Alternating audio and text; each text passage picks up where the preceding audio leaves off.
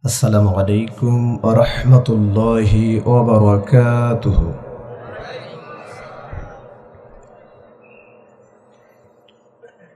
إن الحمد لله الأكرم الذي خلق الإنسان وكرم وعلمه من البيان ما لم يعلم،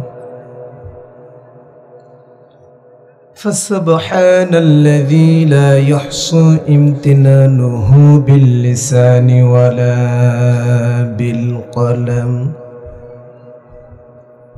نشهد أن لا إله إلا الله وحده لا شريك له، ونشهد أن سيدنا وحبيبنا وطبيبنا وطبيب أرواحنا محمد الذي أرسله بالحق بشيرا ونذيرا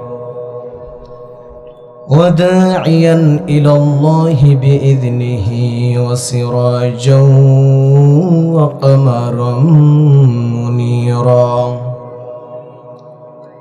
فقد قال الله تعالى في كلامه المجيد وفرقانه الحميد: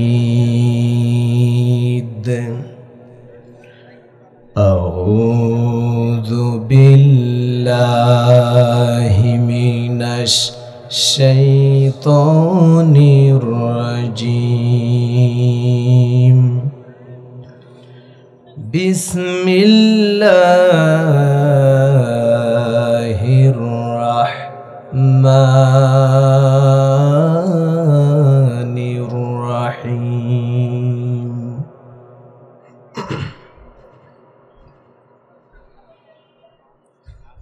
إن الذين قالوا ربنا الله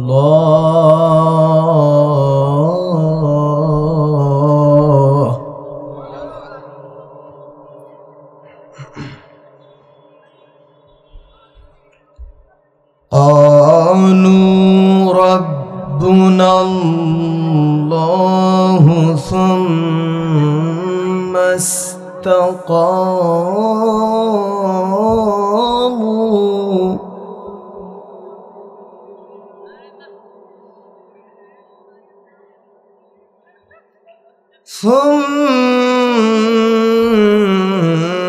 استقاموا تتنزل عليهم الملائكة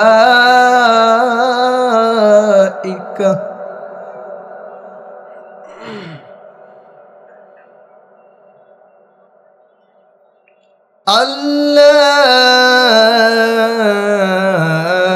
تخافوا ولا تحزنوا وأبشروا بالجنة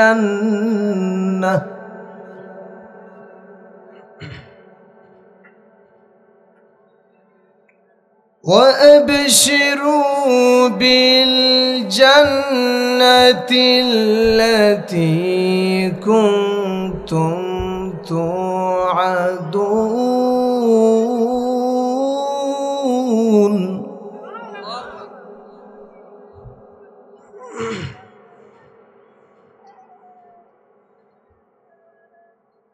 الله أكبر. بسم الله الرحمن الرحيم.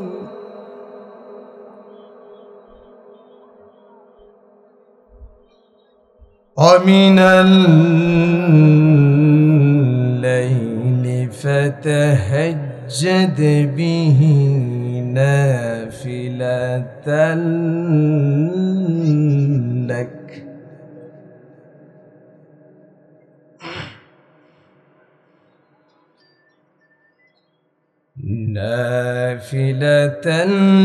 لك عسى يبعثك ربك مقاما محمودا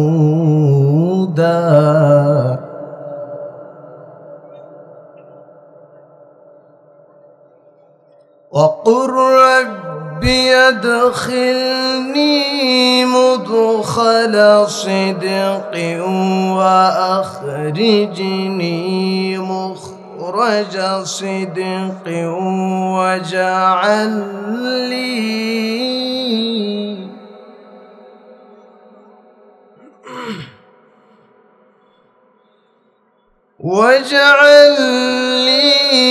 من لدنك سلطانا نصيرا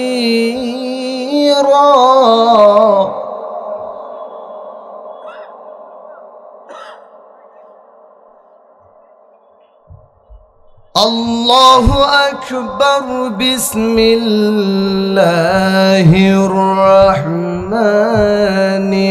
الرحيم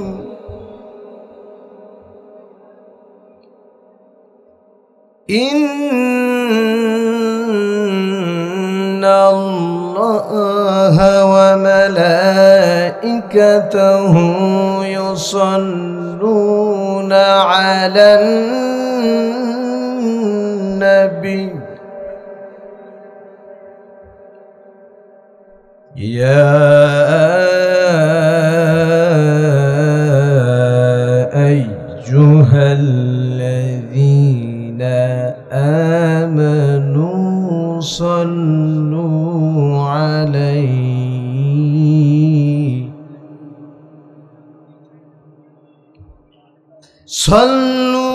عليه وسلموا تسليما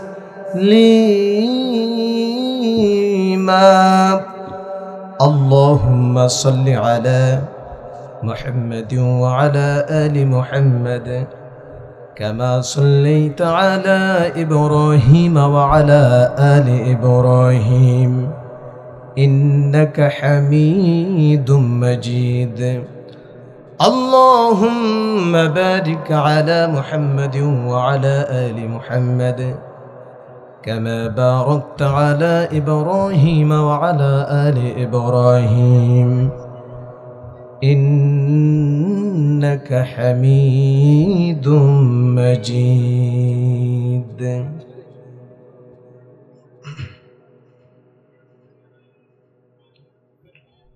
খুলনা অঞ্চলের চুয়াডাঙ্গা জেলার জীবননগর উপজেলার অন্তর্গত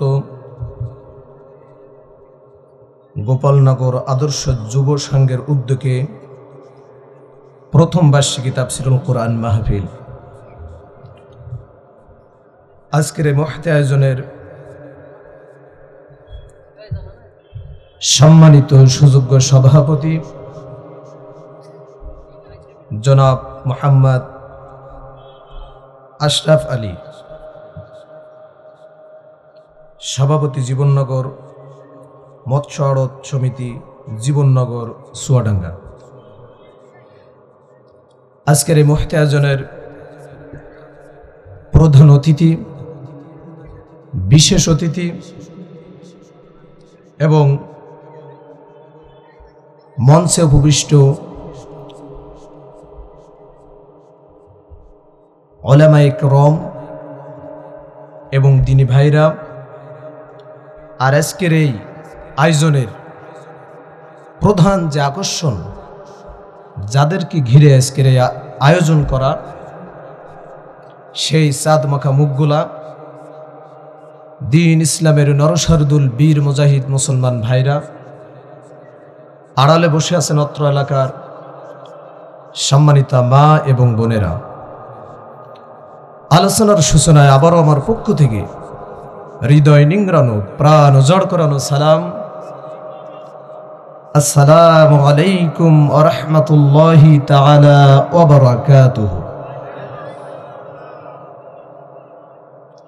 সবাই কেমন আছেন? আমাকেও প্রশ্ন করে ফেললেন। আলহামদুলিল্লাহ, আল্লাহ পাক রব্বুল আলামিন আমাকেও অনেক অনেক ভালো রেখেছেন। সম্মানিত উপস্থিতি, আমাকে ভালো রাখলেন কে? আপনাদের ভালো রাখলেন কে? তাহলে আমরা আল্লাহর উপর মনে হয় নারাজ না খুশি? কম না বেশি? যদি বেশি হয়ে থাকেন তাহলে শুকরিয়া আদায় হবে কম কম নাকি? তাহলে দিল খুলে শরীরের সমস্ত শক্তিকে জড়ো করে একযোগে মোহাব্বাতান জোড়ালো কণ্ঠে সেই মহান মুনিবের দরবারে আমরা শুকরিয়া আদায় করতে যাচ্ছি, যিনি হলেন হুয়াল হাইয়্যু লা ইলাহা ইল্লা হুয়া ফাদউহু মুখলিসিনা লাহুদ্দিন। সবাই বলে উঠছি আলহামদুলিল্লাহি রাব্বিল আলামিন। আরো একবার জোরে সোরে বলে উঠছি আলহামদুলিল্লাহ। আমরা শুকরিয়া আদায় করলাম কার? আমরা আল্লাহ তাআলার শুকরিয়া আদায় করলাম। আসুন আমরা আর এদিকে ওদিকে না যেয়ে মূল আলোচনার দিকে যাব। আমি আপনাদের সামনে তেলাওয়াত করেছি 114 সূরার একটি মাত্র সূরা, 41 নম্বর সূরা, সূরা হামিম আশ-সিজদার 30 নম্বর আয়াতে কারিমা, আবার সূরা বনী ইসরাইল থেকে 2টি আয়াতে কারিমা। তো এই তিলাওয়াতকৃত আয়াতগুলো সামনে রেখে মোটামুটি আমি কিছু কথা বলতে চাই। আল্লাহ পাক রব্বুল আলামিন যেন পূর্ণ আমলের নিয়াতে আমাকে বলার আর আপনাদেরকে শোনার মতো তৌফিক দান করেন। জোরে বলি আমিন। আর একটু জোরে বলি আল্লাহুম্মা আমিন। সম্মানিত উপস্থিতি, আজকে আমরা আলোচনা শুনতে এসেছি। বলেন তো সেই আলোচনা হবে কার কথা? ওহীটা কার? আল্লাহ পাকের। এমন এক মহান সত্তার অথার দিয়ে পূর্ণ করায় কোরআনে কারিম, যে তিনি আমাদেরকে বহু জায়গায় একটি পরিচয় দিয়ে দিয়েছেন। তিনি হলেন আমাদের রব্বুল আলামিন। আমাদের রব কে? আজকের আলোচনার সাবজেক্ট আসবে আল্লাহকে রব কেন্দ্র করে, মানে রব মানলে কি হবে আর না মানলে কি হবে। তো শুরুতে আমরা রবের কিতাব থেকে কিছু কথা বলার পূর্বে রব সম্পর্কে এবং রবের কিতাব সম্পর্কে কিছু জানার দরকার আছে না নাই? আল্লাহ পাক রব্বুল আলামিন বলছেন ওয়াতাম্মাত কালিমাতু রাব্বিকা সিদকাও ওয়া আদলা লা মুবাদদিলা লিকালিমাতিহি ওয়া হুয়াস সামিউল আলিম।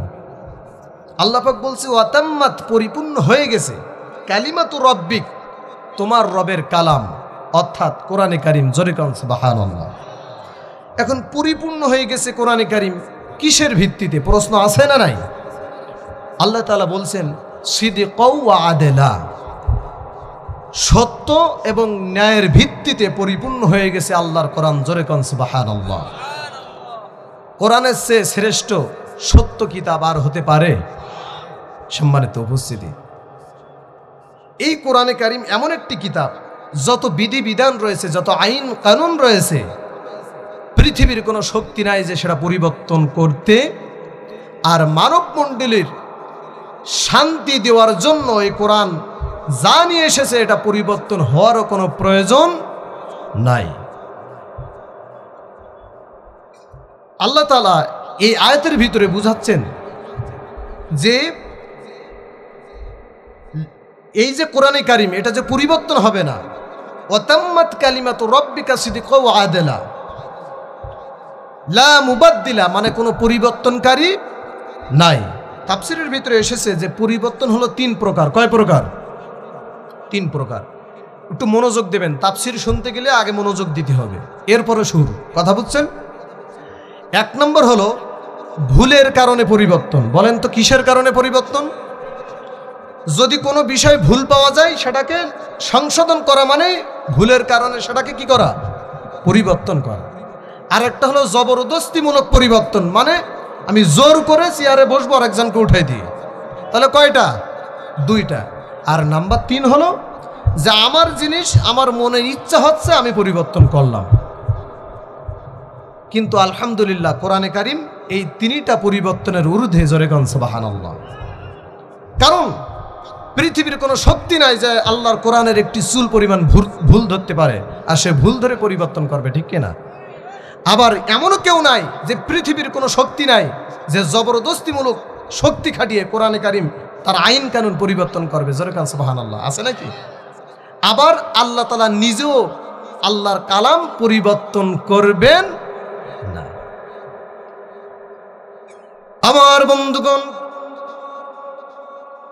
এজন্য আল্লাহ রাব্বুল আলামিন সুন্দর করে জানাচ্ছেন, ইন্না নাহনু নাযালনা যিকরা ওয়া ইন্না লাহু লাহাফিজুন।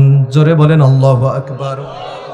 আল্লাহ রাব্বুল আলামিন বলছেন, নিঃসন্দেহে আমি আল্লাহ রাব্বুল আলামিন এই কোরআন নাজিল করেছি, এই জিকির নাজিল করেছি, এবং এই জিকিরের সংরক্ষক আমি আল্লাহ পাক রব্বুল আলামিন নিজেই। জোরে কোন সুবহানাল্লাহ। নাযালনা যিকির, এখানে আল্লাহ বলছে আমি জিকির নাজিল করেছি। আমরা কিন্তু এতদিন এই আয়াতের ওয়াজ শুনেছি অনেকেই, জিকির মানে হলো আল্লাহর কোরআন। জোরে কোন ঠিক কিনা?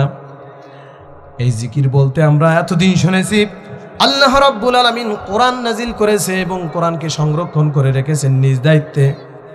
কিন্তু জেনে রাখবেন, এই তথ্যটা এখানে শেষ নয়।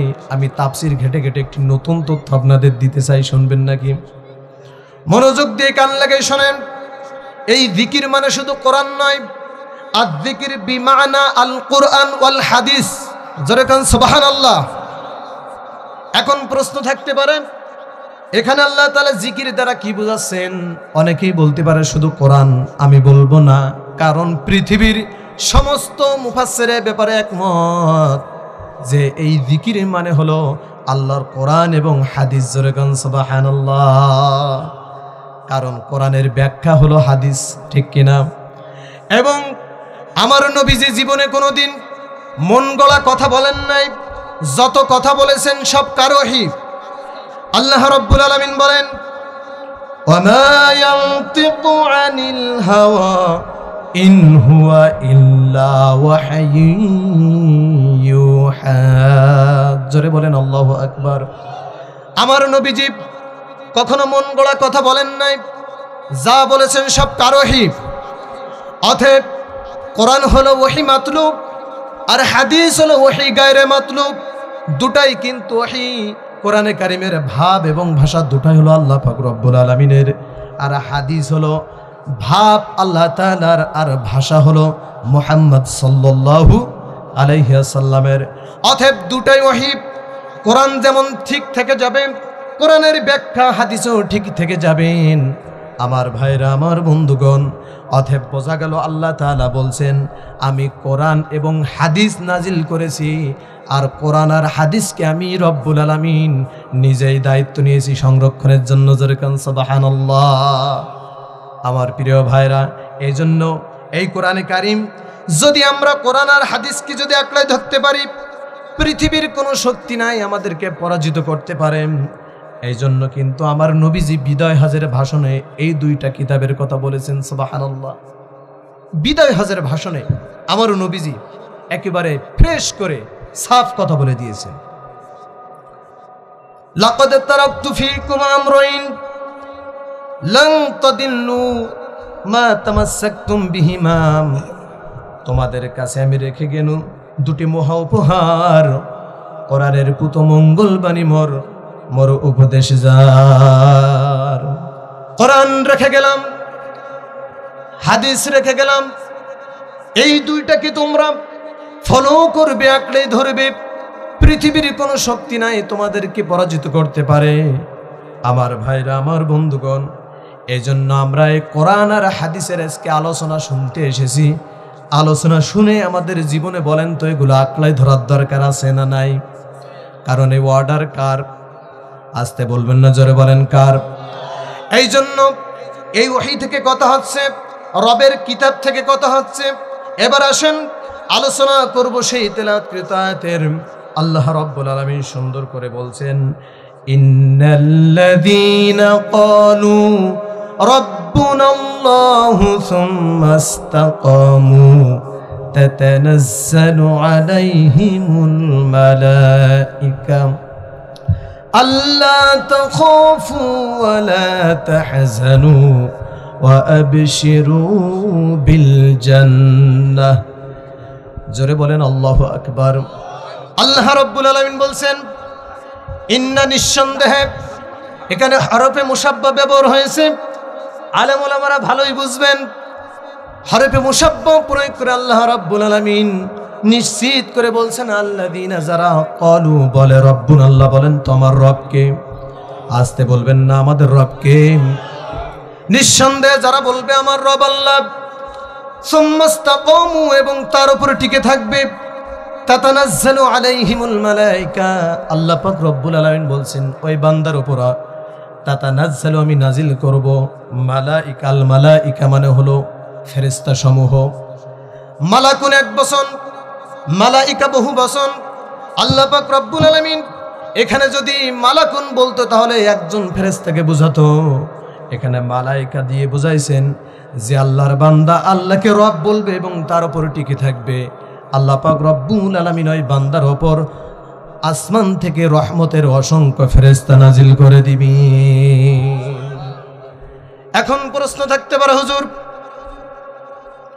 ফেরেশতা তো নাজিল হবে, নাজিল হয়ে তার কাজ কি? আল্লাহ রাব্বুল আলামিন বলছেন, আল্লা তাখাফু ওয়া লা তাহজানু ওয়া আবশিরু বিল জান্নাহ। জোরে বলেন আল্লাহু আকবার। আল্লাহর ফেরেশতা এসে বলবে, কোনো ভয় নাই, কোনো চিন্তা নাই, তুমি তোমার জীবনে তুমি আল্লাহকে রব বলে তার উপর তুমি টিকেছিলে।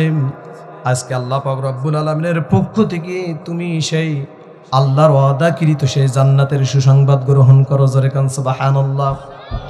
তাহলে পরে আমরা স্পষ্ট হয়ে গেলাম, আমাদের দুইটা আমল করলে আল্লাহর পক্ষ থেকে ফেরেশতা নাজিল হবে আমাদের কাছে এবং আমাদের জান্নাতের গ্যারান্টি, আমাদের যে জান্নাতের সুসংবাদ সেটা আমাদেরকে দিয়ে দেবে। এখন প্রশ্ন থাকতে পারে, হুজুর, এই ফেরেশতা নাজিল হবে কখন, সকালে না বিকালে? এমন একটা প্রশ্ন আছে না নাই? তাফসীর ইবনে কাসিরের ভিতরে তিনটা সময়ের কথা পেয়েছি। আমি এই আলোচনা যখন একেবারে শেষ নামাবো তখন এই তিনটা পয়েন্টের কথা বলে আমি মিল করে দেব। কিন্তু তার পূর্বে আমি একটা বিষয় আপনাদেরকে জানাতে চাই, সেটা হলো আল্লাহ পাক বলছে আমাকে তোমরা রব বলো এবং তার উপর টিকে থাকো। আমার ভাইরা, আল্লাহ রাব্বুল আলামিন বলছেন আমাকে তোমরা রব বলো এবং তার উপর টিকে থাকো। এখন প্রশ্ন হলো, আল্লাহকে রব বলা যায়, কিন্তু বলেন তো তার উপর টিকে থাকা কঠিন আছে না নাই? তার কারণ হলো আবু জাহেলকে বলা হয়েছিল, আবু জাহেল, বলো তো দেখি, তুমি তো বিশাল ক্ষমতাধারী একজন নেতা, কিন্তু এই যে বিশাল আকাশ দেখা যায়, বিস্তীর্ণ জমিন দেখা যায়, এই আসমান জমিনের রবকে সেদিন কিন্তু আবু জাহেল বলেছিল এই বিশাল আসমান জমিনের রব হলেন আরশের মালিক মহান রব্বুল আলামিন। আমার ভাইরা, এখন প্রশ্ন করি, আবু জাহেল যদি বলতে পারে আমার রব আল্লাহ, তাহলে বলেন তো আমাদের পক্ষে বলা মনে হয় খুবই কঠিন? কঠিন? একেবারে সহজ। কারণ আবু জাহেল যদি বলে যে পৃথিবীর রব আল্লাহ, তাহলে আমার পক্ষে তো বলা কোনো কঠিনই না। তাহলে জান্নাতে যাওয়া কোথায় বেঁধে যাচ্ছে, এমন একটা প্রশ্ন আছে না? কঠিন হলো সুম্মা ইসতাকামু, রব বলে আল্লাহর আইনকে মেনে নিয়ে সেইখানে দণ্ডায়মান হয়ে ইস্তেকামাত হয়ে অবিচল থাকা। জোরে কোন সুবহানাল্লাহ। এই জন্য বলি, স্বাধীনতা অর্জন করা সহজ, কিন্তু টিকাই রাখা কঠিন আছে না নাই? এই জন্য আল্লাহ রাব্বুল আলামিন সুন্দর করে কোরআনে কারিমের ভিতরে জানিয়ে দিলেন, ঈমান শুধু আনলেই হবে না, পরীক্ষা আছে না নাই? আহাসিবান নাসু আইয়ুতরাকু আইয়াকুলু আমান্না ওয়া হুম লা ইফতানুন। জোরে বলেন আল্লাহু আকবার। ঈমান আনলেই হবে না, আল্লাহকে শুধু রব বললেই চলবে না, অবশ্যই অবশ্যই পরীক্ষা আছে না নাই? এই পরীক্ষায় তো পাশ করা দরকার না ফেল করা দরকার? পরীক্ষা তো অনেকেই দেয়, কিন্তু পাশ বুঝি সবাই করে? পাশ কিন্তু সবাই করে না। এখন পাশ কিভাবে উঠাবেন? এজন্য আল্লাহ তাআলা বলছেন, আমিনু কামা আমানান নাস।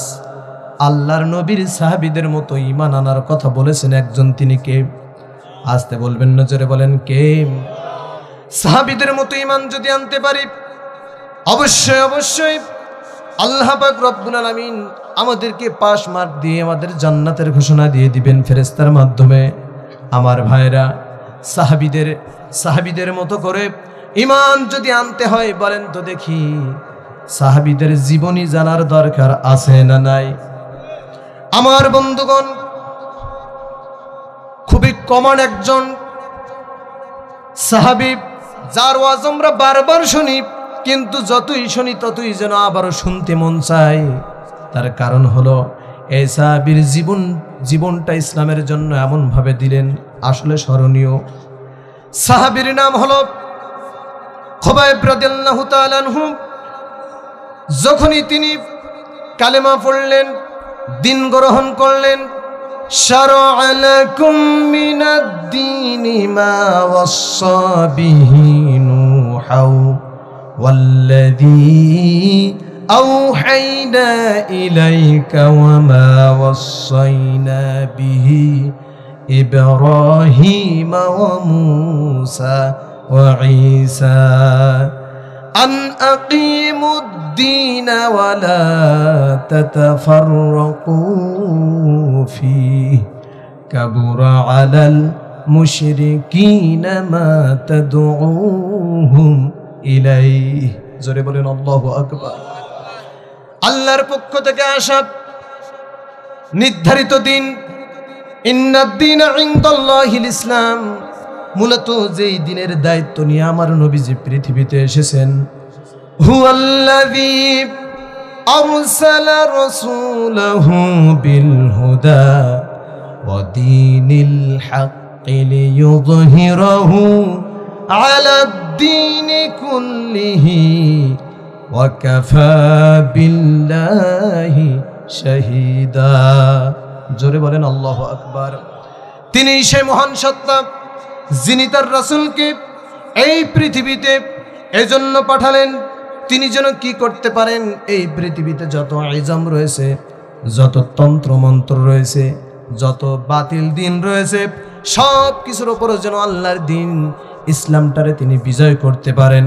এই জন্য আমার আল্লাহ আমার রাসূলকে পৃথিবীতে পাঠালেন। জোরে কান সুবহানাল্লাহ।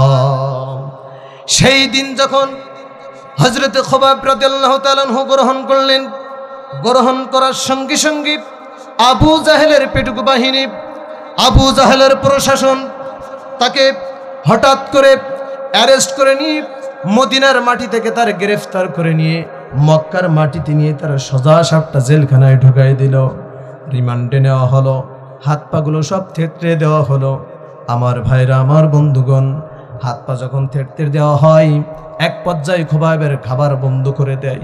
কিন্তু খাবার খাওয়াবেন কে? আসতে বলবেন না, জোরে বলেন কে? খুবাইব রাদিয়াল্লাহু তাআলা আনহু কোনো চিন্তা করলেন না, কারণ তিনি বললেন, ইন্নাল্লাযীনা ক্বালু রাব্বুনাল্লাহ, আমার রব কে? খুবাইব তো ভালো রকম জানে আমার রিজিক আমার রব ছাড়া কেউ দিতে পারে না, এজন্য কোনো চিন্তাও করলেন না। আর আজ যখন গভীর হয়ে যায়, হঠাৎ করে খুবাইব রাদিয়াল্লাহু তাআলা আনহু কোরআন থেকে তেলাওয়াত শুরু করে দেয়। জোরে কোন সুবহানাল্লাহ। কোরআন থেকে যখন তেলাওয়াত শুরু হয়ে যায়, শুরু হওয়ার সঙ্গে সঙ্গে খুবাইবের চোখের সামনে কি যেন জান্নাতের ফল, আঙ্গুরের ছোড়া তার চোখের সামনে ঝুলাই ঝুলাই ধরে। একটা করে আঙ্গুর খায় আর হযরত খুবাইব আল্লাহর কালাম জিকির করেন। একটু জোরে কোন সুবহানাল্লাহ, আর জোরে কোন সুবহানাল্লাহ। আমার ভাইরা, আমার বন্ধুগণ, কাফেররা চিন্তা করলো আমরা খুবাইবের খাবার বন্ধ করে দিয়েছি, তাকে তো হিসেবে না খেয়ে মরে যাবার কথা, কিন্তু তার দিন যত যায় তত তার চেহারার ভিতরে নূর চমকায়, চেহারা ভালো হয়। কারণ কি? এবার কাফের বেঈমানেরা রাত যখন গভীর হয় আড়াল থেকে দেখার চেষ্টা করলো, চেষ্টা চালিয়ে শেষ পর্যন্ত কি হলো, খুবাইবের সামনে যখন আঙ্গুরের ছড়া চলে আসে কাফেরদের দৃষ্টিগোচর হয়ে গেল। কাফেররা বলল আমরা বুঝতে পেরেছি খুবাইবের খাবার বন্ধ করে আমাদের কোনো লাভ নাই, কারণ খুবাইবের খাবার খুবাইবের রব সরবরাহ করতেছে। আমার ভাইরা, এবার তারা সিদ্ধান্ত নিল খুবাইবকে আর দুনিয়ায় বাঁচিয়ে রাখবো, কারণ এ তো রাজাকার, কি এর জেলে দিয়েও মারা যায় না, যাবজ্জীবন দিয়েও কাজ হয় না, এর বিষ প্রয়োগ করতে হবে, ঠিক কিনা? সম্মানিত উপস্থিতি, সিদ্ধান্ত নিল যে খুবাইব আমরা আগামীকাল তোমাকে দুনিয়া থেকে বিদায় করে দেব। তো এখন দেখো, চিন্তা ভাবনা করে তোমার জীবনের শেষ ইচ্ছে টিচ্ছে বলতে কোনো কিছু আছে নাকি? যদি থাকে আমাদেরকে জানাতে পারো। খুবাইব নিজের কথা বললেন না, পরিবারের কথাও বললেন না, সোজা সাপটা বলে দিল যদি তোমাদের মন চায় আমাকে একটু অজুর পানি দেবা, আমি অজু বানিয়ে আমি আল্লাহর সঙ্গে নামাজের মাধ্যমে একটু কথা বলে নিতে চাই। আল্লাহু আকবার। আমার বন্ধুগণ, অজুর পানি দেওয়া হলো, অজু বানালেন, নামাজে দাঁড়ালেন। নামাজে দাঁড়িয়ে 2 রাকাত নামাজ পড়তে নিয়ে প্রথম রাকাত নামাজটা একটু ধীরে ধীরে পড়তেছিলেন। হঠাৎ করে এত ইমানের জজবা চলে এলো, তখন মনে মনে চিন্তা করতেছে, আহারে আমি যদি এখন লম্বা করে নামাজটা আদায় করি তাহলে পরে কাফের বেঈমানেরা ভাবতে পারে খুবাইব বুঝি মৃত্যুর ভয়ে নামাজটারে লম্বা করে আদায় করতেছে, অতএব আমি তাড়াহুড়ো করে নামাজটারে শেষ করে নেই, এই চিন্তা মাথায় নিলেন। তাড়াহুড়া করে 2 রাকাত নামাজ সম্পূর্ণ করলেন। সম্পূর্ণ করে আল্লাহর দরবারে 2টা হাত উঠায় বলতেছে, আল্লাহ তাআলা আমি যদি এখন শহীদ হয়ে যাই, দুনিয়া থেকে যদি বিদায় হয়ে যায়, 2-3 মাস যাবত আমার রাসূলের দর্শন থেকে আমি বঞ্চিত, আল্লাহ গো আমার নবীজির এই 2 চোখ দিয়ে আমি 2-3 মাস যাবত দেখি না, আমি যদি এখন শহীদ হয়ে যাই, বিদায় হয়ে যাই, মেহেরবানি করে তুমি আমার বিদায়ী সালামটা বিশ্বনবী মুহাম্মদ সাল্লাল্লাহু আলাইহি ওয়াসাল্লামের দরবারে পৌঁছায় দিও।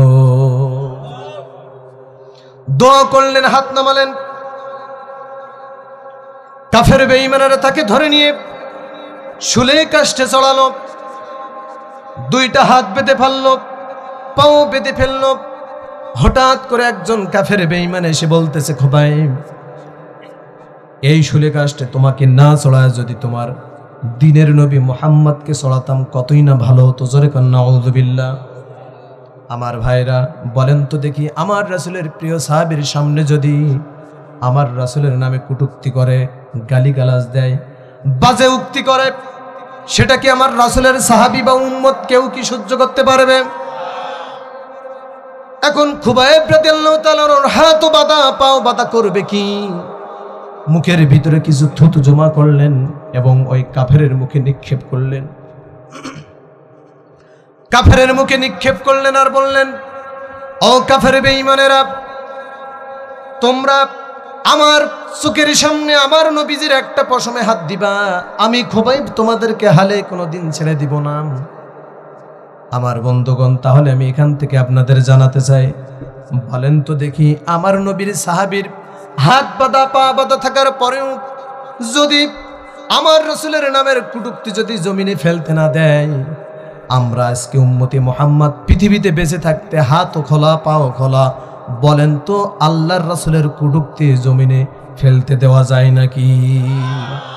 কিন্তু মাঝে মাঝে তো দেখা যায় কিছু পিতৃ পরিচয়হীন অবৈধ সন্তান, কিছু জারজ সন্তান রয়েছে যারা আমার নবীজিকে নিয়ে তারা মাঝে মধ্যে গালিগালাজ দেওয়ার মতো দুঃসাহস করে, আমার বন্ধু বলেন তো এই দুঃসাহস যারা করবে তাদেরকে ছেড়ে দেওয়া কোনো সুযোগ আছে নাকি? স্পষ্ট ভাষায় বলতে চাই, আমার রাসূলের নামে যদি কটূক্তি করা হয়, একটা বাজে কথা বলা হয়, সব কিছুর ক্ষমা করা হতে পারে, ক্ষমা করা যেতে পারে, কিন্তু রাসূলকে নিয়ে বাজে উক্তি করবি, মাথা পায়ের তলে রেখে জিহ্বা টেনে ছেড়ে নেবো, ঠিক কিনা? আমরা আজকের থেকে প্রতিজ্ঞা করতে চাই, পৃথিবীর বুকে যদি আমার রাসূলকে নিয়ে একটি মাত্র যদি বাজে কথা বলা হয়, তাকে ধরে নিয়ে দ্রুত ট্রাইব্যুনাল গঠন করে তার হাড় হাড্ডি মাংস টুকরা টুকরা করে কুত্তা বিলের খাদ্য বানাতে হবে, ঠিক কিনা? এই মতের পক্ষে রাজি আছেন কারা কারা? দুহাত তুলে আমার আল্লাহকে দেখা। নারায়ে তাকবীর, আল কোরআনের আলো সংসদে চালো, আমার নেতা তোমার নেতা বিশ্ব নবী মুস্তাফা, নারায়ে তাকবীর। আল্লাহ পাক আমাদের হাতকে কবুল করুন, আরো জোরে বলি আল্লাহুম্মা আমিন। আমার ভাইরা, খুবাইব রাদিয়াল্লাহু তাআলা আনহুকে শুলে কাষ্টে চড়ানোর পরে আমার নবীর নামে যখন কটূক্তি করলো, সঙ্গে সঙ্গে থুতু দিয়ে নিক্ষেপ করা হলো, প্রতিবাদ করা হলো। এবার কাফের বেঈমানেরা খুবাইবকে ধরে নিয়ে তার হাত কেটে দিল, বাম হাতে তরবারির আঘাত করলো, বাম হাত চলে গেল, ডান পা বাম পা আঘাত করলো, দুইটা চলে যায়। এক পর্যায়ে সর্বশেষ নেজা তরবারি দিয়ে বুক বরাবর ঢুকিয়ে দিল, বুক দিয়ে তরবারি ঢুকে পিঠ দিয়ে বের হয়ে গেল দুনিয়া থেকে, শহীদ হয়ে। খুবাইব রাদিয়াল্লাহু তাআলা আনহু বুঝাই দিলেন, আল্লাহকে শুধু রব বললে হয় না, আল্লাহকে রব বলে তার উপর টিকে থাকতে গেলে প্রয়োজনে বুকের তাজা রক্ত আর প্রাণটা বলেন তো দেওয়ার দরকার আছে না না? মেরে মুআজ্জিজ হাজরিন, ইসলাম শুধু জিলাপি আর খিচুড়ি খেয়ে কিন্তু আমাদের কাছে আসে নাই। কোরআনে কারিম আমাদের হাত পর্যন্ত পৌঁছাতে গিয়ে আটলান্টিক মহাসাগরের চেয়ে বেশি রক্তের উপর দিয়ে এসেছে, ঠিক কিনা? সম্মানিত উপস্থিতি, অতএব আমরা পৃথিবীতে কোনো বাতিল দিন দেখতে চাই না, আল্লাহ ছাড়া দ্বিতীয় কাউকে রব বলতে চাই না। আমরা অবশ্যই আল্লাহকে রব বলে আল্লাহর আইন বাস্তবায়ন করার জন্য যদি বুকের সমস্ত তাজা রক্ত দিতে হয়, তবুও রাজি আছেন কারা কারা? দুহাত তুলে আমার আল্লাহকে দেখা। নারায়ে তাকবীর, নারায়ে তাকবীর, আল কোরআনের আলো সংসদে চালো, লিল্লাহি তাকবীর। হাত নামান। আল্লাহ তাআলা আমাদের হাতকে কবুল করুন, আরো জোরে বলি আল্লাহুম্মা আমিন। তাহলে আমরা বুঝতে পেরেছি যে আল্লাহকে রব বলে, আল্লাহকে রব বলা মানে কি জানেন? আল্লাহকে রব বলা মানে ইসলাম ছাড়া কোনো দিন, দল, ধর্ম কোনো কিছুই চলতে পারে। আল্লাহকে রব বলা মানে রান্নাঘর থেকে সংসদ পর্যন্ত প্রত্যেকটা জায়গায় একটি কিতাবের আইন চলবে, সেই কিতাবের নাম কি? কিন্তু আমার দেশে দেখা যায় আল্লাহকে রব বলা মানে হলো সুদ খাওয়া, আল্লাহকে রব বলা মানে গাঁজা খাওয়া। আছে না নাই? বিশাল বড় টুপি মাথায় দিয়ে ঈদের দিনে যায়, সামনের কাতারে যেয়ে বসে, সে আল্লাহকে রবও বলেছে, কিন্তু সে এই যে কিসের তাড়া নিয়ে বসে, তাড়ি না কি বলে, হ্যাঁ জুয়ার তাড়ি, জুয়া জুয়া, হ্যাঁ এমন দু একজন আছে না নাই? অতএব সুদের সঙ্গে, হারামের সঙ্গে সম্পর্ক রেখে আল্লাহকে কোনোদিন সত্যিকার অর্থে রব বলা যায় না। সুদের কথা কি এদিকে তো আর বলার দরকার তো নাই। সুদের সমস্যা হলো আমাদের সাতক্ষীরাতে, মানে এখানে কি সমস্যা আছে বলবো নাকি দু একটা? তাহলে আলোচনার সাবজেক্ট থেকে যে বের হয়ে যাবে, তাহলে সংক্ষেপে একটু বলে আবার চলে যায় নাকি? অনুমতি যেহেতু দিলেন একটু বলি, কি ভাই বলবো? অসুবিধা নাই তো? আচ্ছা, আলহামদুলিল্লাহ, বলি আলহামদুলিল্লাহ। সম্মানিত উপস্থিতি, সুদ খাইতে নিষেধ করেছেন যিনি, বলেন তো তিনি কে? লা তাকুলুর রিবা, কথাকার। আমার নবীজি বলেছেন আকিলার রিবা আমুকিলাহু ওয়া কাতিবাহি ওয়া শাহিদাইহি আকালাহুম সাওয়াউন, রাহু মুসলিম। মুসলিম শরীফের বর্ণনা। আমার নবীজি বলেন, যদি কেউ সুদ খায়, সুদ দেয়, লেখালেখি করে, সাক্ষ্য থাকে, এই চারি শ্রেণীর জন্য আমার নবীজি সমানভাবে লানত করেছেন। জোরে কান নাউযুবিল্লাহ। আমার ভাইরা, সুদের গোনা তো খুব ছোটখাটো গোনা, 1 থেকে 70 অথবা 73টি গোনা। তার মধ্য থেকে সর্বনিম্ন যে গোনা সেটা হলো নিজের মায়ের সঙ্গে ব্যভিচার করা। জোরে কান নাউযুবিল্লাহ। আমার ভাইরা, 1 টাকার সুদ যদি কেউ খায়, নিজের মায়ের সঙ্গে একাধারে 33 বার ব্যভিচার করেছে। 1 টাকায় কতবার? আরো আসতে বলেন। এই সাউন্ড যেভাবে কম, মনে হচ্ছে সুদ করে আপনাদের মাঝেই আছে। হ্যাঁ, আর একটু সাউন্ড হওয়া দরকার ছিল না? 1 টাকায় কতবার?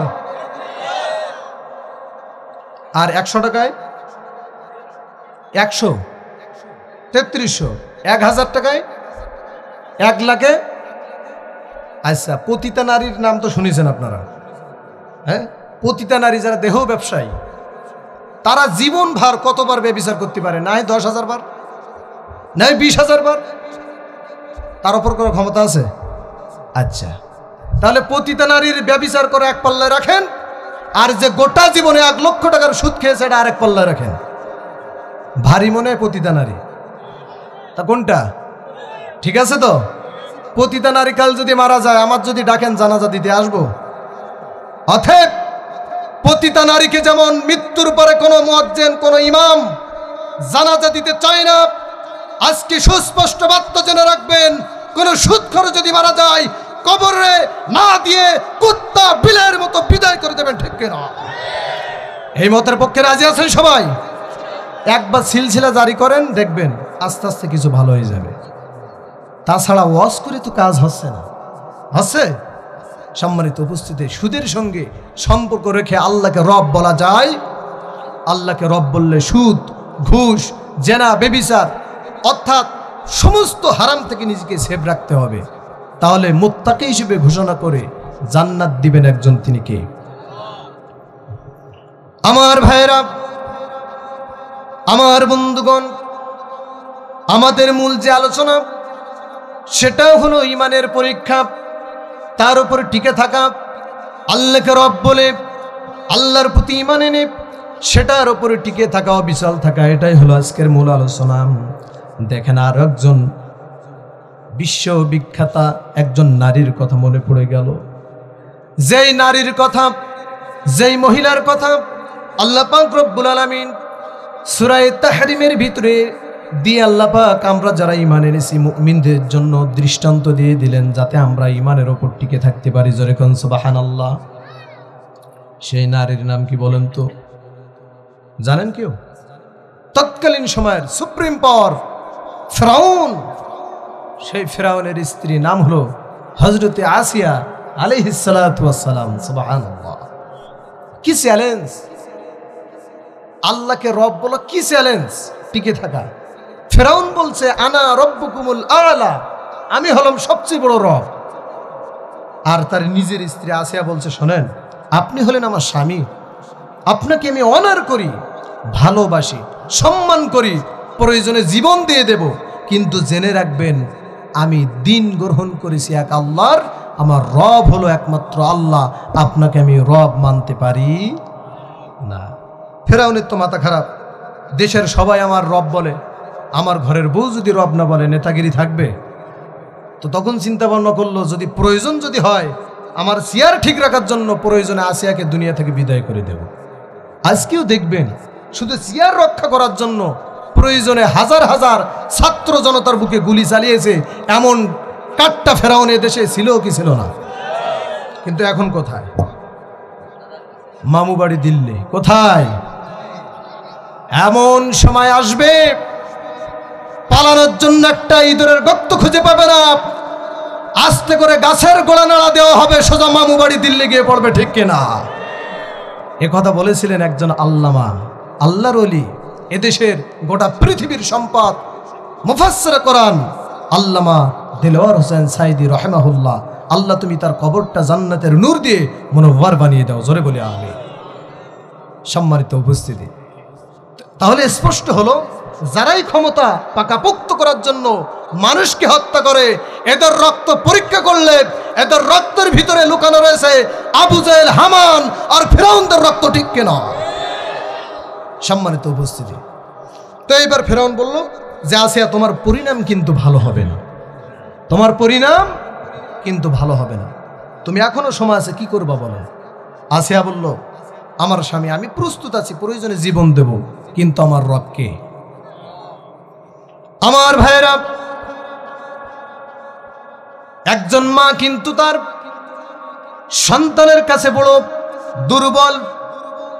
এই বিষয়টা ফিরআউন চিন্তা ভাবনা করে দেখলো, যদি আসিয়ার মেয়ে সন্তানগুলোকে যদি দুনিয়া থেকে বিদায় করতে পারি, তাহলে পরে সে প্রয়োজনে আল্লাহর দিন গ্রহণ করা বাদ দিয়ে আমাকে রব বলবে। এই চিন্তা মাথায় নিয়ে ডেকসিতে করে তেল গরম করা হলো এবং তার 5টা থেকে 6টা মেয়ে সন্তান ছিল, সবগুলোকে ধরে নিয়ে হাজির করলেন। সর্বপ্রথম ওই গরম তেলের ভিতরে তার বড় মেয়েটারে ওই গরম তেলের ভিতরে দিয়ে আমরা যেমন মাছটারে তেলের ভিতরে দিয়ে ভেজে যেমন ভস্য করে দেই, অনুরূপভাবে ওই তেলের ভিতরে দিয়ে বড় মেয়েটাকে দুনিয়া থেকে বিদায় করে দিলেন। দ্বিতীয় নম্বর, তৃতীয়, চতুর্থ, পঞ্চম একইভাবে 5টা মেয়েকে যখন দুনিয়া থেকে যখন বিদায় করে দিলেন, দেওয়ার পরপরই তখন কি হলো দেখেন, ছোট্ট একটা বাচ্চা বাকি রয়েছে, তার বয়স মাত্র 2 বছর। আসিয়া আলাইহিস সালামের কোল জুড়ে রয়েছে সেই বাচ্চাটা। ফিরআউনের লোকজন আসে কোল থেকে নেওয়ার জন্য, কোনো ক্রমে কোনো অবস্থাতে ওই বাচ্চা যখন নিতে পারলো না, ফিরআউন তখন নিজেই চলে এলো, ছোট্ট বাচ্চা নিজের বাবার কোলটাকে নিরাপদ মনে করে লাফ দিয়ে ফিরআউনের কোলে চলে গেল। কিন্তু এত নিষ্ঠুর পাষাণ ফিরআউন, তার দিলে দয়া হলো না। ওই ছোট্ট বাচ্চা 2 বছরের বাচ্চাকে ধরে নিয়ে সঙ্গে সঙ্গে তেলের ভিতরে যখন ছেড়ে দেয়, দুনিয়া থেকে যখন ছোট্ট 2 বছরের বাচ্চা বিদায় হয়ে যায়, তখন 2টা হাত উঁচু করে আসিয়ার দিকে তাকিয়ে বোঝাতে চায়, ও আমার মা আসিয়া, তুমি বুঝি চিন্তা করতেছ আমি তেলের ভিতরে, আগুনের ভিতরে, কিন্তু না না, আমি তো আল্লাহর জান্নাতে চলে গিয়েছি রে মা, যদি প্রয়োজন হয় তুমি ওই তেলের ভিতরে লাফ দাও, তেলের ভিতরে ঝাঁপ দিয়ে তুমি আল্লাহর জান্নাতের মেহমান হয়ে যাও। আমার ভাইরা, ফিরআউন কি করল, এবার আসিয়াকে বলল, তোর সন্তানগুলো সব দুনিয়া থেকে বিদায় করলাম, এখনো সময় আছে, কি করবি বল। এই কথা বলার সঙ্গে সঙ্গে এবার আসিয়া বলতেছে, আমিও জীবন দিতে প্রস্তুত, কিন্তু আমার রবকে। আমার ভাইরা, আমার বন্ধুগণ, এবার এই কথা যখন বলে ফেললো, তখন এবার হযরত আসিয়াকে ধরে ফেললো, কাঠের তক্তার উপরে তাকে শোয়াই দিল। শোয়ানোর পূর্বে তার শরীর থেকে সমস্ত বস্ত্রগুলো সব বস্ত্রহীন করে দিল, তাকে সম্পূর্ণ উলঙ্গ করে তার একটা কাঠের বাক্সের উপরে যখন শোয়াই দেওয়া হলো, আমার বন্ধুগণ সেখানে শেষ নয়, হাতের ভিতরে লোহার শলাকা ঢোকানো শুরু করলো। হাতের ভিতরে লোহার পেরেক, পায়ের ভিতরে লোহার পেরেক, এমনকি কপাল বরাবর একটা লোহার শলাকা দিয়ে দিল। শুধুই সেখানে শেষ নয় আমার বন্ধুগণ, একটু দিলের কান দিয়ে শোনার চেষ্টা করেন, আসিয়ার ওপর কি নির্যাতন এসেছে, তার উপরে আল্লাহকে রব বলেছে, তার উপর সরে যায় নাই। আমার ভাইরা, এই কপালের ভিতরে যখন ফেরেক ঢুকালো, তার উপরে আবার তার লজ্জা স্থান বরাবর বর্ষে ঢুকিয়ে দেওয়া হলো। শুধু সেখানেই শেষ নয়, তার মাথা থেকে টান মেরে লোহার চিরুনি দিয়ে এমন ভাবে টান মারা হলো, ওই টান মেরে মাথা থেকে পা পর্যন্ত তার চামড়াগুলো সব ছুলে ফেলা হলো। সেখানেই শুধু শেষ নয়, মাথার উপরে গরম তেলগুলো আবার যখন ঢালা শুরু করে দেয়, আবার লোহার কোরাতটা যখন তার মাথার শিয়রে ধরা হলো, হযরতে আসিয়া যখন আর সহ্য করতে পারল না, তখন আরশের মালিক মহান রব্বুল আলামিন সঙ্গে সঙ্গে জিব্রাইলকে বলল, জিব্রাইল যাও যাও, যারে যা জিব্রাইল যা, আমার আসিয়ার চোখের সামনে আমার জান্নাতের রূপরেখাটা একটু তুলে ধর। রূপরেখা যখন তুলে ধরবি তখন ওই জান্নাত দেখতে দেখতে আমার আসিয়া আমার কাছে চলে আসবে। জোরে কান সুবহানাল্লাহ। জিবরাইল আলাইহিস সালাতু ওয়াস সালাম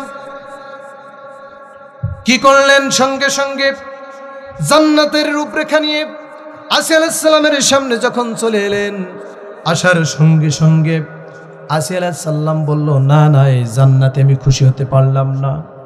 সঙ্গে সঙ্গে আল্লাহর দরবারে দরখাস্ত করা শুরু করলো, রব্বি বিনিলি ইনদাকা বাইতান ফিল জান্নাহ। জোরে বলেন আল্লাহু আকবার। আল্লাহকে বলছি, আল্লাহ আমি জান্নাত পেতে চাই না, এমন জান্নাত চাই না। অতএব জান্নাতের ভিতরে তুমি আমাকে এমন জায়গায় একটা ঘর বানায়া দিবা, যেই ঘরের ভিতরে তোমার পাশাপাশি থেকে আমি তোমাকে আল্লাহ দেখতে পাই। জোরে বলেন সুবহানাল্লাহ। এমন দোয়া আমরাও করতে চাই কি চাই না? আস্তে বলবেন না, জোরে বলেন, চাই কি চাই না? মালিক তুমি জান্নাতে তোমার পাশে আমায় একটি ঘর বানিয়ে দিও। মালিক তুমি জান্নাতে তোমার পাশে আমার একটি ঘর বানিয়ে দিও। সে বিভীষিকাময় মহাদিনে তোমার প্রতিবেশী করে নিও। মালিক তুমি জান্নাতে তোমার পাশে আমায় একটি ঘর বানিয়ে দিও। জোরে বলি আমিন, আরো জোরে বলি আল্লাহুম্মা আমিন। তাহলে এই জান্নাত আমরা পেতে চাই কি চাই না? এই জান্নাত যদি পেতে হয় তাহলে দুইটা শর্ত আমাদের, দুইটা আমল আমাদের জীবনে করতে হবে। এক নম্বর, আমাদের রবকে। নাম্বার দুই, তার উপরে টিকে থাকার দরকার আছে না নাই? যদি থাকতে পারি তাহলে অবশ্যই আমাদের কাছে রহমতের ফেরেশতা নাজিল করবেন। কয় সময়? কয় সময়? এখনো কিন্তু বলে নাই। আমাদের রবকে, আল্লাহকে রব বলা যায়, কিন্তু তার উপর টিকে থাকতে গেলে অবশ্যই বুকের তাজা রক্ত দিতে হয়, ঠিক কিনা? সম্মানিত উপস্থিতি, কিন্তু যখন আল্লাহকে রব বলবেন এবং তার উপর টিকে থাকবেন তখন একটি তাগুতি শক্তি আপনার উপর আক্রমণ করবে, কিন্তু সেই তাগুতকে দুনিয়া থেকে নিশ্চিহ্ন করে দেবেন একজন, তিনি কে? আল্লাহ রাব্বুল আলামিন বলেন, وَلَقَدْ أَهْلَكْنَا الْقُرُونَ مِنْ قَبْلِكُمْ لَمَّا ظَلَمُوا وَجَاءَتْهُمْ رُسُلُهُمْ بِالْبَيِّنَاتِ وَمَا كَانُوا لِيُؤْمِنُوا كَذَلِكَ نَجْزِي الْقَوْمَ الْمُجْرِمِينَ। জোরে বলেন আল্লাহু আকবার। আল্লাহ রাব্বুল আলামিন বলছেন, ওয়ালাকাদ আহলাকনাল কুরুনা মিন ক্বাবলিকুম, তোমাদের পূর্বের বহু জাতিকে আমি আল্লাহ রাব্বুল আলামিন ধ্বংস করে দিয়েছি শুধুমাত্র জুলুম করার কারণে। তাদের কাছে আমার নবী রাসূল যখন বাইয়িনাত নিয়ে যখন গিয়েছিল, তারা সেই বাইয়িনাতের ওপর, দ্বীনের ওপর, ইসলামের ওপর, সেই আসমানি কিতাবের ওপর তারা ঈমান আনতে রাজি ছিল না, প্রস্তুতিও ছিল না। এই কারণে আল্লাহ রাব্বুল আলামিন তাদেরকে যুগে যুগে ধ্বংস করে দিয়েছেন। আমার বন্ধুগণ, আমি সংক্ষেপে আর একটা পয়েন্ট আপনাদের জানাতে চাই, সেটা হলো সে বহু পূর্বের ফেরাউনের ধ্বংস করেছিল কে? ফেরাউন কিন্তু মুসার পিছনে লেগেছিল কিনা? মুসার যখন জন্ম হয়নি তখন কিন্তু জন্ম পর্যন্ত ঠিকানার জন্য ফেরাউন লেগেছিল, আর ইব্রাহিম আলাইহিস সালামের যখন জন্ম হয়নি তখন লেগেছিল কে? নমরুদ। মানে এই তো অনেক বড় ইতিহাস, আমি একটু শুধু মানে সংক্ষেপে আপনাদের একটু বোঝানোর জন্য একটু টান মারতেছি। সম্মানিত উপস্থিতি, নমরুদের কথা একটু বলি। ওই যখন সে ক্ষমতায় ছিল সে মহিলা আর পুরুষ সব আলাদা করে ফেলেছিল। তার আইন হলো পুরুষ লোক স্বামী স্ত্রী এক জায়গায় হতে পারবে না। তার মানে কার জন্ম ঠিক হবে? ইব্রাহিমের। তো ওই দায়িত্ব দিয়েছিল নমরুদ আজরের, আর আজরের দিয়ে ইব্রাহিমকে দুনিয়ায় পাঠালেন। আল্লাহু আকবার। ফেরাউনও চেষ্টা করেছিল, কিন্তু সর্বশেষ দুনিয়াতে মূসাকে কে পাঠালেন? অতএব বোঝা গেল যেই জাতিকে জন্মে বাধা দিয়েও ঠেকানো যায় না, সেই জাতিকে ইসলাম থেকে এক চুল পরিমাণ নাড়ানো যাবে না, যাবে না, যাবে না। যখন ঠিক না, যদি জীবনও চলে যায়, শহীদ হয়ে যাব, তবু আল্লাহর জমিনে আল্লাহর দিন কায়েম করার জন্য বাতিলের কাছে এক সেকেন্ডের জন্য আমরা এই ময়দান ছেড়ে দিতে পারি না, পারি না, পারি না। যখন ঠিক না। সম্মানিত উপস্থিতি, তো ফেরাউন কিন্তু আইন পাশ করেছিল শুধু আল্লাহর দিন নিভাই দেবার জন্য, ফেরাউনের জন্ম ঠেকানোর জন্য। কি আইন পাশ করেছিল? ফেরাউন আইন পাশ করল, ইউযাব্বিহুনা আবনাআকুম ওয়া ইস্তাহয়ুনা নিসাআকুম। ফেরাউন বলল, ছেলে সন্তানগুলো সব মেরে ফেলো, মেয়ে সন্তানগুলোকে জীবিত রাখো। সন্তান ডেলিভারি হয় ছেলে, সব ছেলে সন্তানগুলোকে মেরে ফেললো ফেরাউনের লোকেরা। এমত অবস্থায় মূসা আলাইহিস সালামের মা পেটের ভিতরে মূসাকে নিয়ে আসে। দারুণ টেনশনে, দারুণ উৎকণ্ঠায় পড়ে গেলেন। তখন তিনি কি করবেন? একমাত্র আল্লাহর কাছে ধর্ণা দিয়ে দিলেন। আল্লাহ পাক রব্বুল আলামিন তখন সঙ্গে সঙ্গে ইলহাম করলেন, ওয়া আউহাইনা ইলা উম্মি মূসা আন আরদিহি ফাইদা খিফতি আলাইহি ফালকিহি ফিল ইয়াম্মি ওয়ালা তাখাফি ওয়ালা তাহজানি। জোরে বলেন আল্লাহু আকবার। হে মূসার মা, চিন্তার কোনো কারণ নাই, ভয়ের কোনো কারণ নাই। তোমার সন্তান যখন এই দুনিয়াতে আসবে, তুমি তখন আস্তে করে বাক্সবন্দি করে দরিয়ায় ভাসিয়ে দেবে। তোমার সন্তানকে শুধু তোমার কাছে এমনি ফিরাই দেব না, এই জামানার পয়গম্বর বানিয়ে আমি রব্বুল আলামিন তোমার সন্তানকে আমি তোমার কাছে উপহার দেব। জোরে কান সুবহানাল্লাহ। শেষ পর্যন্ত কি হলো? মূসা আলাইহিস সালাম যখন দুনিয়াতে এলেন, মূসার মা করলেন কি? তখন মূসা আলাইহিস সালামকে নিয়ে দরিয়ায় ভাসিয়ে দিলেন এবং তার ছোট্ট বোনকে ডাক দিয়ে বললেন, যাও তো এই নদীর তীর ঘেসে ঘেসে যাও, দেখো তো এই বাচ্চা কোথায় যেয়ে ভিড় জমে, কোথায় যেয়ে থেমে যায়। একথা বলার সঙ্গে সঙ্গে ছোট্ট বোন তখন যায় মূসা আলাইহিস সালামের ছোট্ট খালাম্মা দেখতে দেখতে যায়। যেতে যেতে এক পর্যায়ে মূসা আলাইহিস সালাম যখন বাক্সটা যখন থেমে গেল, যেখানে ফেরাউনের স্ত্রী হযরত আসিয়া আলাইহিস সালাম গোসল করার জন্য ঘাটে নামেন। যেরকম সুবহানাল্লাহ। বাক্স দেখলেন, মনে মনে চিন্তা করলেন, এত সুন্দর বাক্স তো আমি কোথাও দেখি নাই। তিনি এবার করলেন কি? এবার তিনি সঙ্গে সঙ্গে ফেরাউনের রাজ দরবারে চলে গেলেন। যাওয়া মাত্রই ফেরাউনের রাজ দরবারে দিয়ে কর্মচারীদের ডাক দিলেন। কর্মচারীরা এলেন, কিন্তু কোনো ক্রমে কোনো অবস্থাতে ওই বাক্সর মুখ কেউ খুলতে পারে না। এবার তখন নিজে যখন মূসার বাক্সর ভিতরে যখন আসিয়া আলাইহিস সালাম হাতের ছোঁয়া লাগালেন, লাগানোর সঙ্গে সঙ্গে আলটিমেটলি বাক্সর মুখটা খুলে গেল। জোরে কান সুবহানাল্লাহ। তাকিয়ে দেখে যুগল ভুরু, টানা টানা আঁখি, প্রশস্ত কপাল, কি সুন্দর চেহারার বাচ্চা। তখন আসিয়া আলাইহিস সালাম দেখছেন আর মনে মনে চিন্তা করতেছেন, আহারে আমার চোখের সামনে বুঝি ওই আকাশের পূর্ণিমার চাঁদ হাজির হয়ে গেছে। আমার ভাইরা, এবার তিনি মনে মনে চিন্তা করলেন, এত সুন্দর বাচ্চা তো আমি কোনোদিনও দেখি নাই। যেহেতু এই সুন্দর বাচ্চা আমি পেয়েছি, আমার কোনো ছেলে সন্তান নাই, অতএব এই সন্তানটারে আমি মারতে দেব না। আমার স্বামী তো হত্যার হুলিয়া জারি করেছে, আমি মারতে দেব না।